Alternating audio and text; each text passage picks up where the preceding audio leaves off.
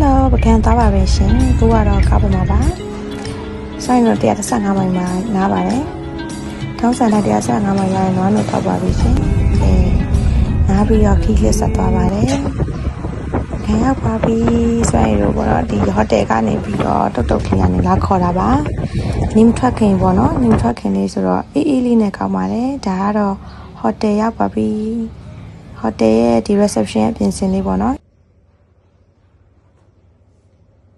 ဒါကတော့ကျမတို့နေမဲ့အခန်းလေးပါတညလုံးကားစီလာလို့ပြင်မဲနေတဲ့ရုပ်ပါရှင်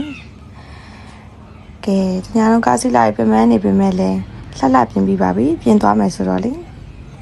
ဟိုနားဒီနားပေါ့နော်ပြင်မသွားခင်ဆိုရင်တို့ breakfast လေးစားပါမယ်ဟိုတယ်က breakfast လေးစားပါတယ်စားထွက်ပါပြီရှင်ရာသီဥတုလေးကလည်းဒီမိုးအုပ်လေးနဲ့ဆိုတော့နေမပူတော့လေသွားရတာရမ်းကောင်းပါတယ်ဒါကတော့ဖျားရောက်ပါပြီဖျားရောက်ပြီးတော့ဆိုရင်တော့ဒီအနီးနားမှာရှိတဲ့ရွန်းတယ်ဆိုင်လေးမှာပေါ့နော်ရွန်းလေးတွေဝင်ကြည့်တာပါပြီးရနဲ့ဟိုတယ်ပြန်ပြီးရေကူးပါပြီဒီနေ့ကပမန်းလာတာဆိုတော့လေ relax လုပ်တာပါအရန်လည်းရှောက်မသွားနိုင်သေးဘူးပေါ့နော်